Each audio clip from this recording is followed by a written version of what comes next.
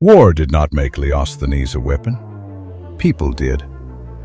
Sold as a child, forged through pain, he learned that power always demands obedience. The day he refused to kneel, he lost everything and gained freedom. Now in Aldor he walks a land rotting from miracles gone wrong and ambitions turned to horror. He trusts no prophecies, no higher causes, only control. Stone answers his will, the battlefield bends to his design, and enemies fall not to rage, but to inevitability. He does not fight for glory, he fights so no one will ever own his fate again.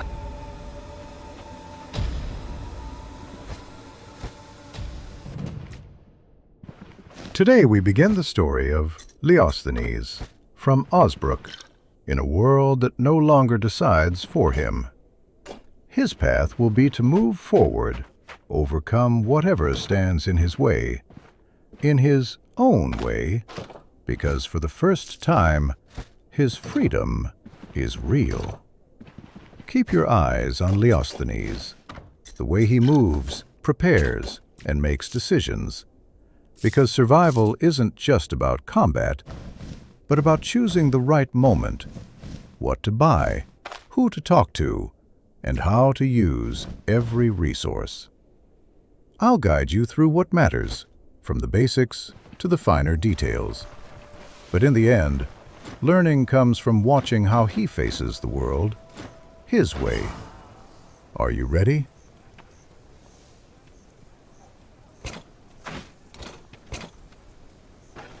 We see that Leosthenes has already begun preparing. Our mercenary doesn't improvise. Every step has purpose. He visits the key traders of the town because survival begins long before stepping onto the road. He never leaves without his crowbar. This simple tool can mean the difference between leaving empty-handed or opening chests and doors in forgotten crypts where the real loot waits. He uses every opportunity to stay hydrated, refilling his water skin whenever possible. Small mistakes are what kill adventurers.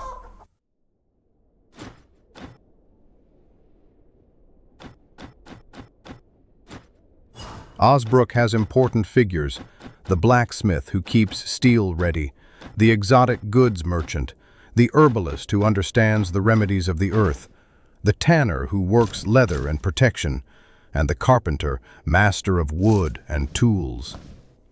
Leosthenes will show us how to deal with each of them, and why every decision matters. At the beginning of his journey, when gold is scarce and survival depends on what can be found along the road, optimization is not a choice, it's a necessity. With this in mind, Leosthenes gathers useful sticks and important herbs that will serve him later. Every resource matters. Nothing is wasted. He also seeks to learn more from the herbalist, but first he must earn his trust by completing what seems like a simple task: gathering certain herbs for him. But in this world, even the smallest errands can turn dangerous, and you'll soon see why.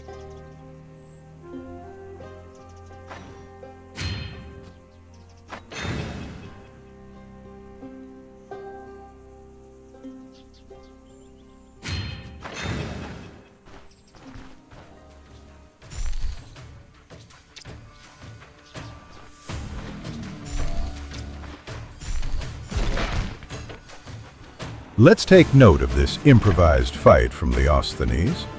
Here, he doesn't just fight, he teaches. First, his new magical abilities.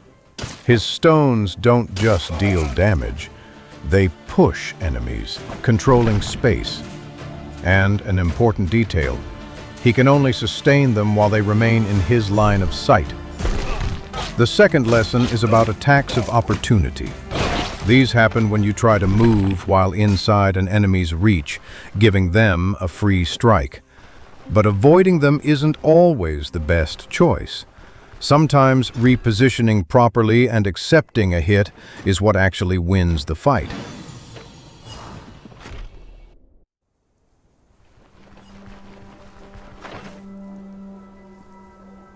The herbalist's task is complete. The 3 herbs have been delivered. Now it's time for the blacksmith, who asked for 3 swords, and Leosthenes already had one of them. With that set aside for now, he stores the weapon and prepares for something greater.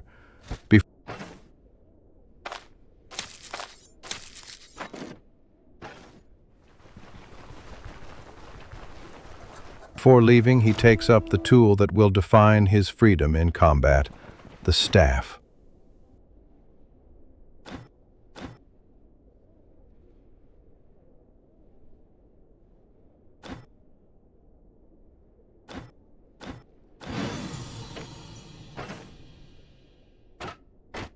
With his fighting style now revealed and his path set, Leosthenes goes to seek his first proper contract. He speaks with Odar, accepts the task, and sets out toward his first major mission.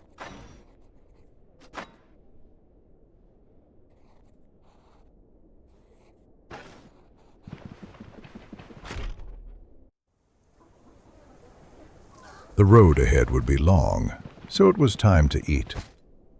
Leosthenes wastes nothing. He prepares his meal with whatever is available. Some vegetables were gathered from the wild, others simply changed owners without much noise. In the inn's kitchen, with vegetables and water, he turns simple ingredients into a filling meal. It's no noble feast, but for a traveler heading into the unknown, it's more than enough. Traveling on an empty stomach is a mistake. Leosthenes doesn't make basic mistakes.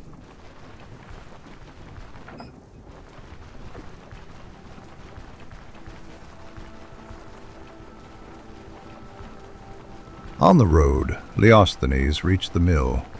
Travel wears on anyone, and even the prepared must rest. The barn owner offered a simple deal. Find the key to one of the barn doors, and he could use the place for the night.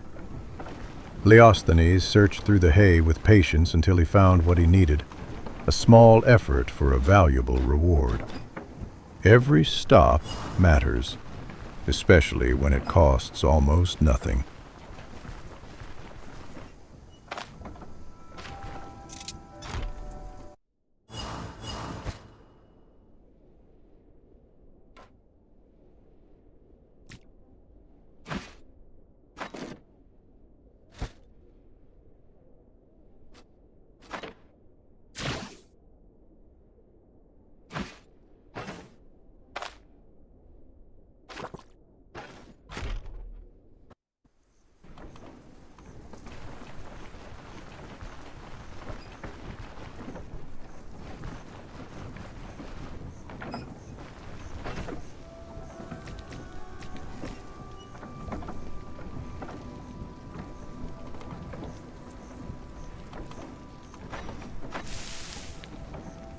And as expected, not all roads are peaceful.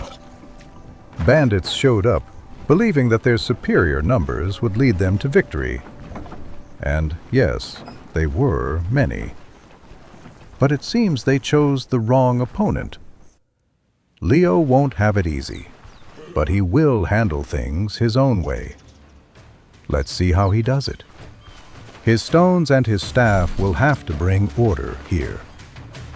No one will ever take his freedom again. Not again.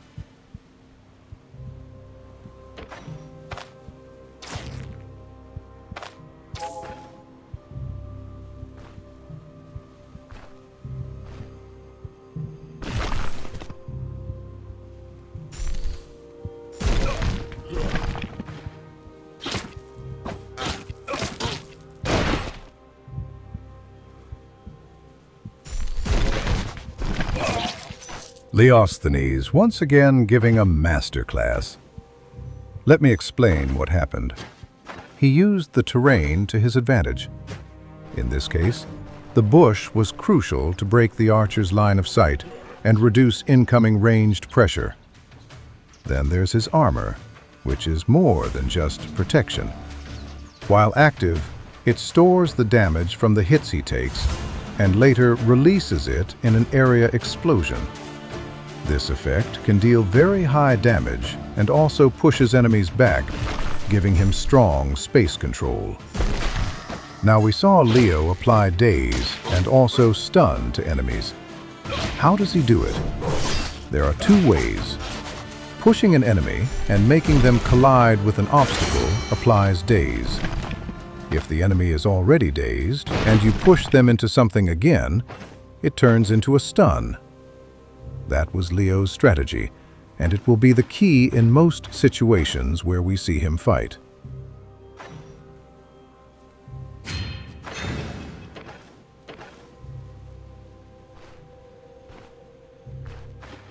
Leosthenes leveled up and learned War Cry, a new tool that fits perfectly into his combat style.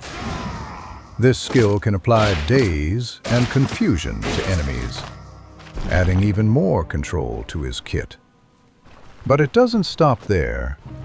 It also increases his damage and critical chance, boosting his direct offense with his staff, and making every exchange far more dangerous for whoever stands in front of him.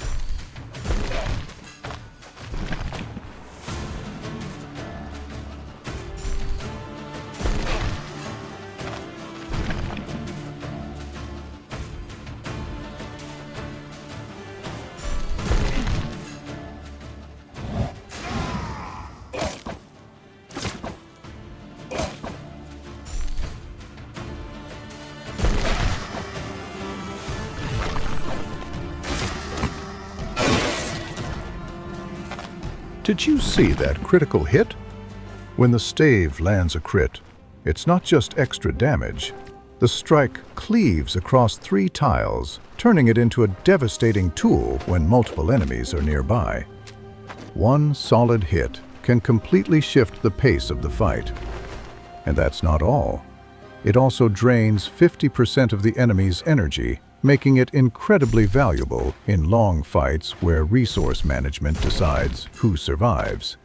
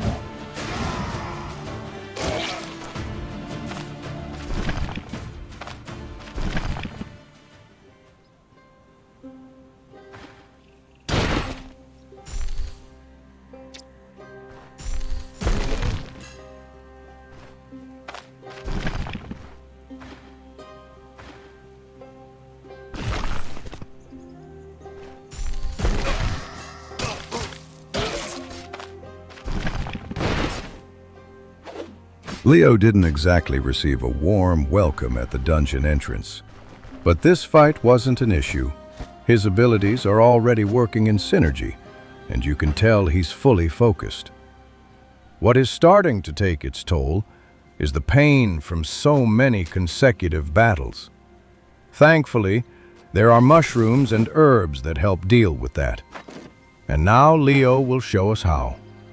Knowing how to recover is also part of survival. And when needed, resting is always an option. Of course, he'll do it his way.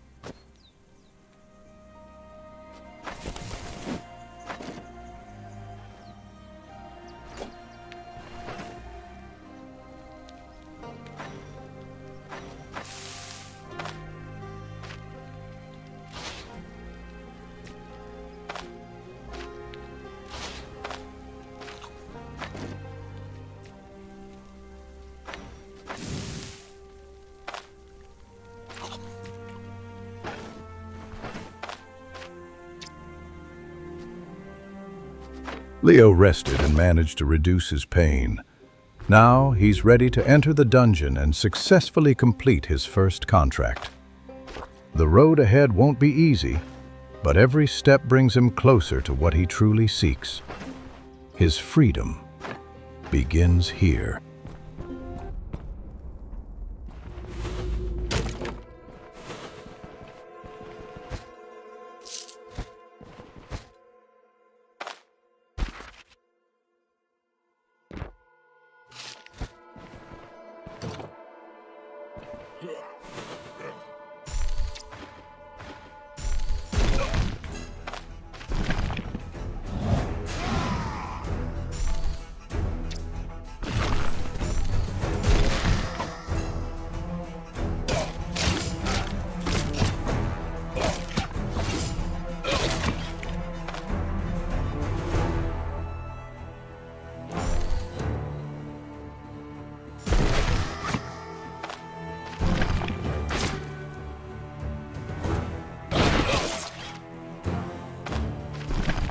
We encountered two new enemies, spear users.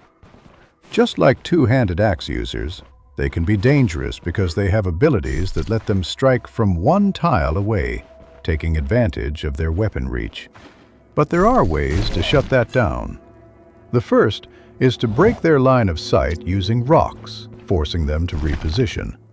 The second, and often more effective, is to apply daze right as they enter ability range.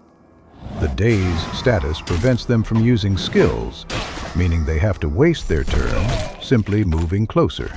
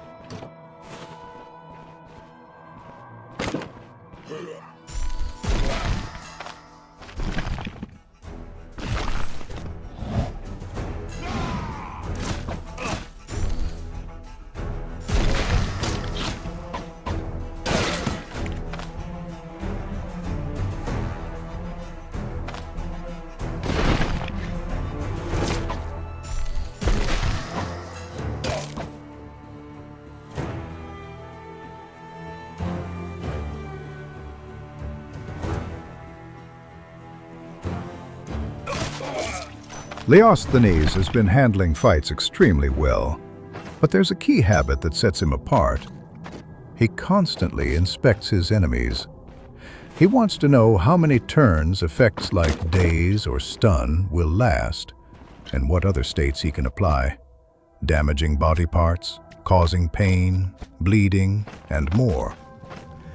Each of these effects is a debuff, and they're not just visual fluff. Read them carefully whenever you can and take advantage of them. That information tells you when to push, when to control, and how to chain your abilities. It's not just about dealing damage, it's about making your build work together with the states you apply.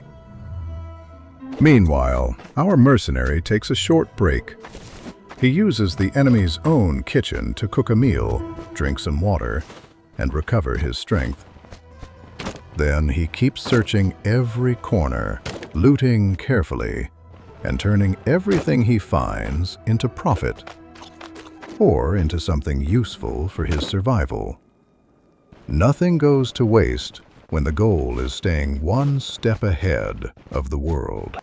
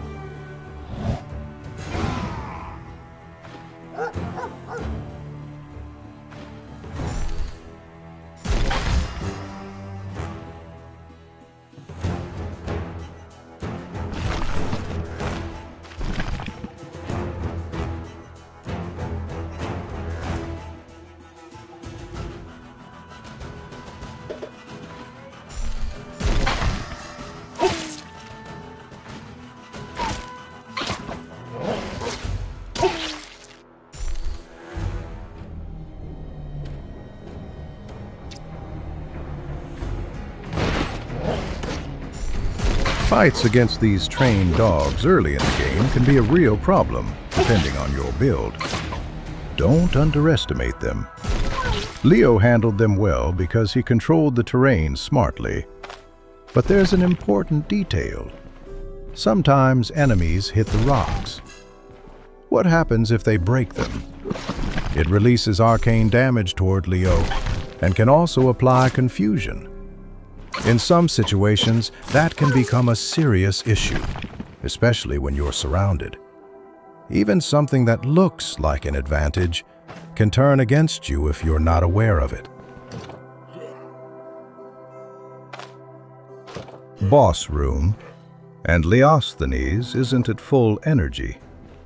Instead of forcing the fight, he chooses the smart approach. He closes doors to drop out of combat, buy time, and recover energy faster. Controlling when you fight is also part of survival. When he re-engages, he'll do it with resources on his side, better prepared, more energy, more control.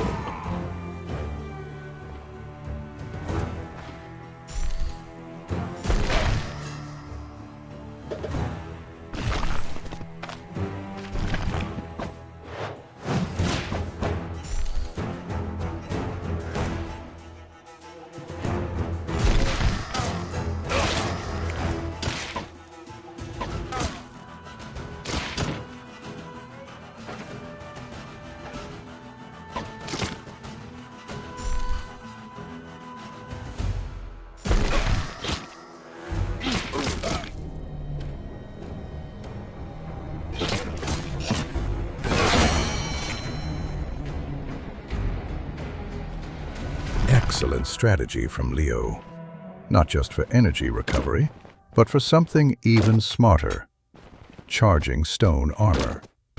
He used a weaker enemy to take hits, stack impacts, and prepare the explosion right as the boss was approaching. Stone armor can extend its duration using boulders, and it explodes when its turn counter reaches 0 or when you cast it again. That explosion doesn't just deal AoE damage. It also pushes enemies. That push can make them lose their attack, and if they collide with something, it applies daze. It's not just defense. It's control, damage, and positioning, all in one skill.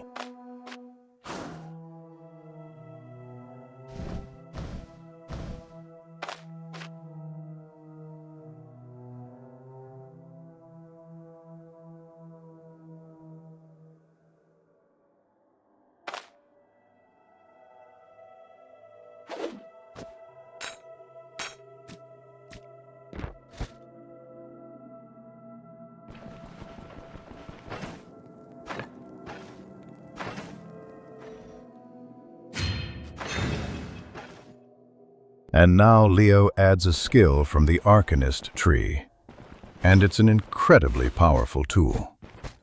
This spell allows him to swap positions between two living units. He can use it on enemies or on himself, opening huge repositioning possibilities. But against enemies, it's more than movement.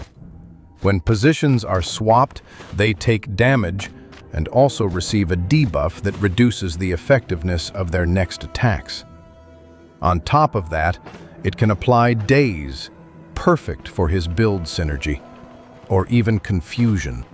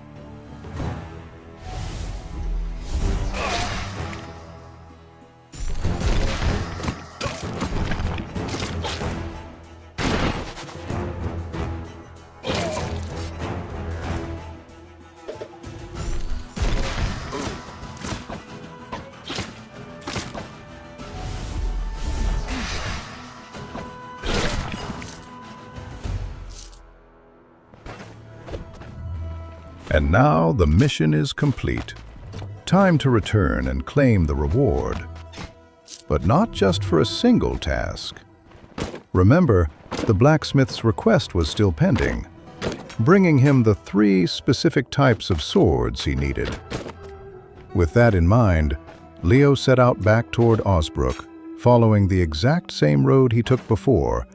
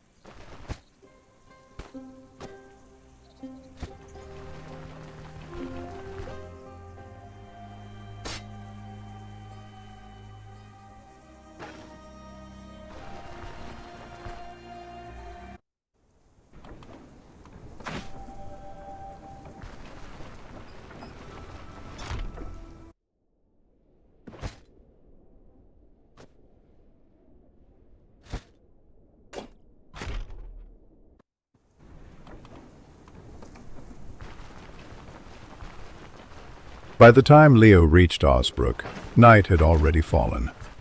The merchants were either resting or gathered at the inn, eating and drinking after the day's work. Leo knew it wasn't the right time for business, so he chose the sensible approach. Rest until working hours, and then calmly go claim his rewards.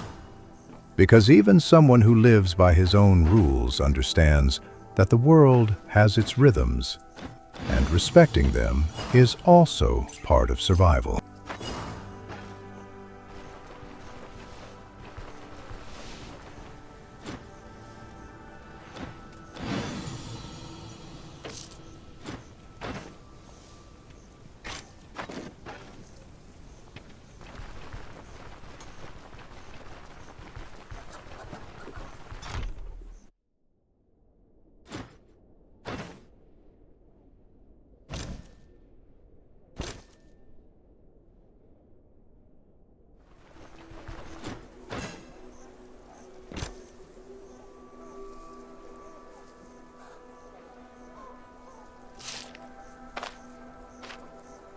And with everything wrapped up, I'll say goodbye for today's episode. I hope you enjoyed it, and that you continue learning alongside Leosthenes how to survive in the world of Stoneshard. See you in the next chapter, with more adventures led by Leo.